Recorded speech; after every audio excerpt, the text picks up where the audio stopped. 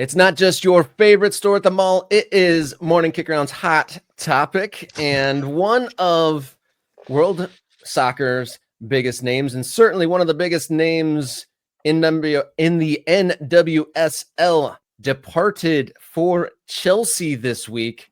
And it seems that in large part, it came down to the National Women's Soccer League's cap space, and she might have outgrown that a little bit, it seems.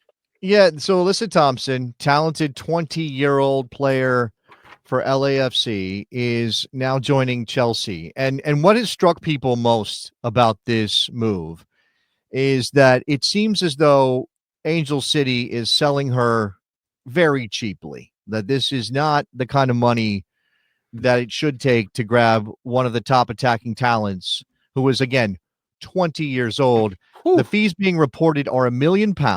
So that's roughly $1.3, $1.4 million, depending on the day and the transfer or the exchange rate, rather. There could be potential add-ons. Angel City called this one of the highest transactions in global women's soccer. But again, you look at some of the other moves that have happened recently. Naomi Girma broke the $1 million mark, and we've had several moves since then. Olivia Smith, Arsenal signed her for £1 million, so the same amount as for Alyssa Thompson. Elizabeth Ovaje has joined the Orlando Pride for $1.5 million, which is £1.1 million, and I believe we have had that record broken in the last couple days as London City, which has just gotten promoted to the WSL in England, has spent a bunch of money as well. So that's Super the first League, thing. Right? So WSL, that's what I said. Women's Super League. Yeah. WSL. That's what that is, right? Am I wrong about the? No, I thought you said NWSL. Forgive me. No, WSL. Gotcha. So I think that is the first thing that strikes people. Like, why are they selling her for that amount of money? She should be worth way more than that.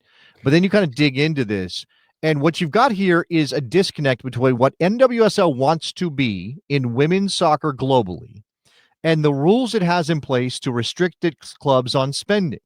Now, if you just kind of in a vacuum go, what should the NWSL do with player spending? It kind of makes sense, right? First of all, it's a very American thing to have salary budgets or salary caps that promote parity, right? We do parity in American sports. We don't want any club to be dominant and win championship after championship. We want everybody to have a chance. It's just what we do, right? Even baseball has the luxury tax, which is meant to help spread the wealth. So that, from that perspective, you can understand why NWSL is going in that direction. Also, it's just, it's obviously a financial guard against insolvency or against clubs spending too much money or against the league being in trouble financially in a sport that is traditionally tough to sell in America, et cetera, et cetera. Like, I get it. But if NWSL, unlike Major League Soccer, is going to be one of the best leagues in the world, if not the best league in the world, if that is something they covet, the idea of being the best women's league in the world, you just can't have salary caps like this. You just cannot restrict clubs from spending the money that it would take to keep the best players in the world here. Because if there are no restrictions on Chelsea or no restrictions on any of the Super League clubs or Lyon in France or Barcelona or whoever, then those clubs can just go, whatever, we'll just get your player, because you literally cannot spend more to keep her. It's not that I don't know if Angel City wants to spend more on Alyssa Thompson, who signed a new contract not that long ago. It's just that they cannot.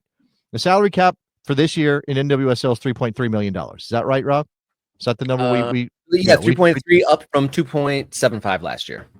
Yes. So that is not nothing, but when you're trying to spread it out across 26 players, and by the way, if you want a very good sort of inside baseball primer on this, check out the recap podcast with Kristen Press and Tobin Heath, and they kind of dive into this, right? They go deep in on why the salary cap is a problem for the NWSL. Now, if you're just talking about from a player's perspective, Rob, you could understand why they would be like, just spend whatever you want, because that's better for players.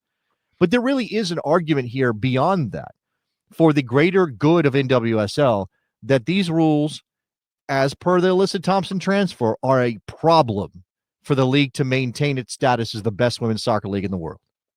Yeah, the money is only getting bigger in the WSL over in the UK, and teams are spending big. And yeah, Naomi Girma, first $1 million player, but yeah, like you said, been broken on multiple occasions since then. So they are not going away, and the spending from across the Atlantic is not going away. So with this cap, is NWSL going to lose its spot on the top perch? It's been kind of neck and neck for a few years here, but maybe the tide is turning. Certainly one of the NWSL biggest stars.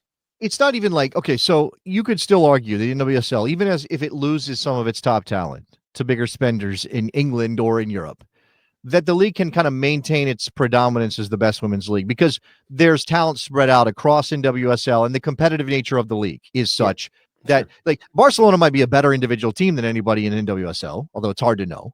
The Chelsea or any of those women's Super League teams could be among the best in the world. Lyon, obviously, because they spend money on the women's side, but the strength of the league across the board is better.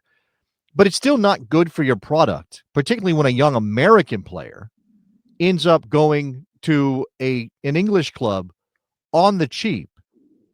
And part of the reason is that her salary that she can command in that environment is basically your entire salary cap or something close to that, right? It would eat up 60% of your salary cap in NWSL. And now they've gone to allocation money rules. They're following MLS's lead on that front. And again, that would be fine if the NWSL was like Major League Soccer in the sense that it operated in a second or third tier of soccer leagues and kind of understood its place and just knew they were willing to make that bargain of we can't spend that much money, but that's okay because we're not really trying to compete with the Premier League. But if you are trying to compete with the best, then this is where the problem is.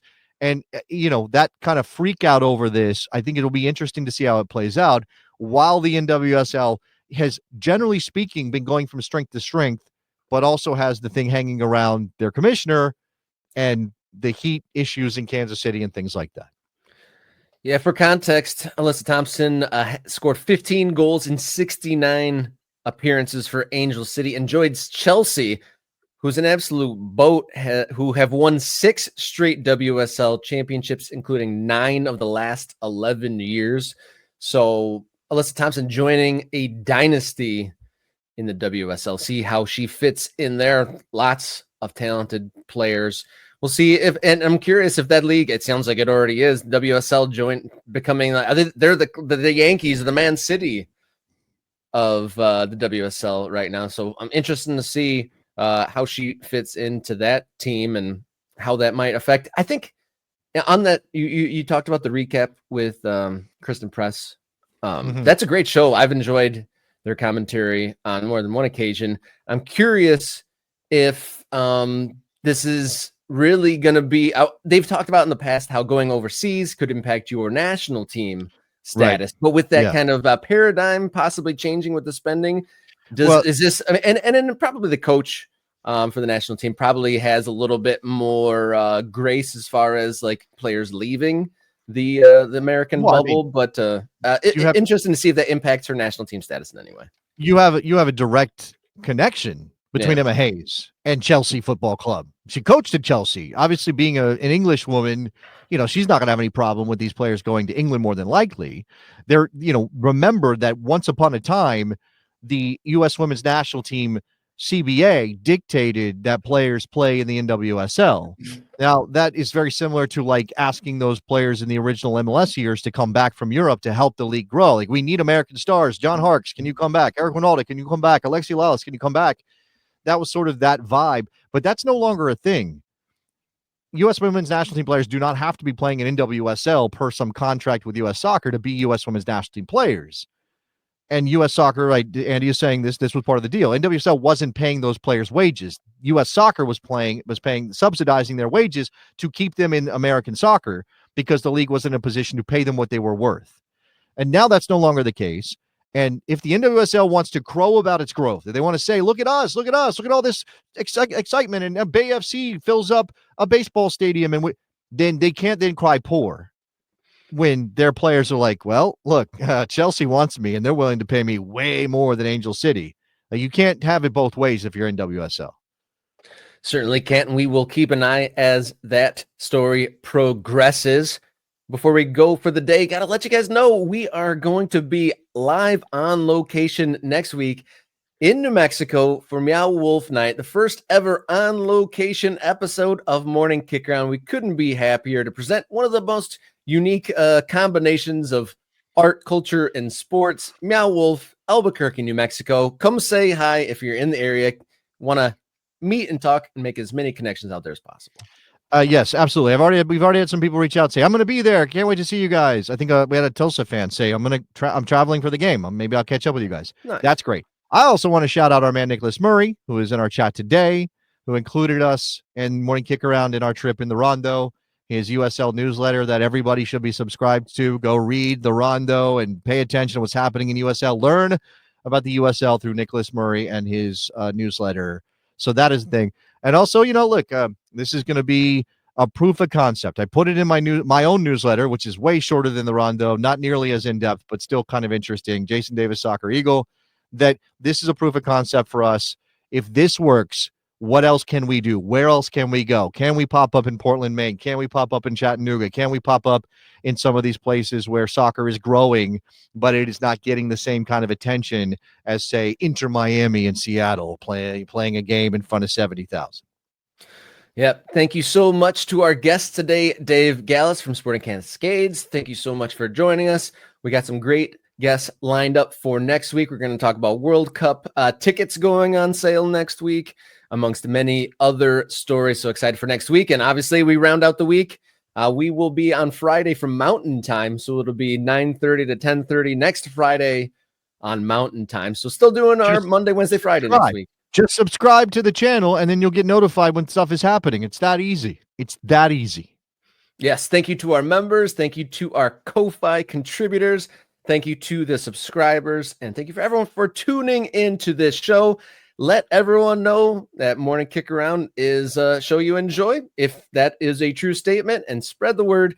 Let everyone know about Morning Kick Around as we endeavor to become part of the American soccer conversation, a town square of ball in the United States. So until Monday, everybody, please enjoy your soccer.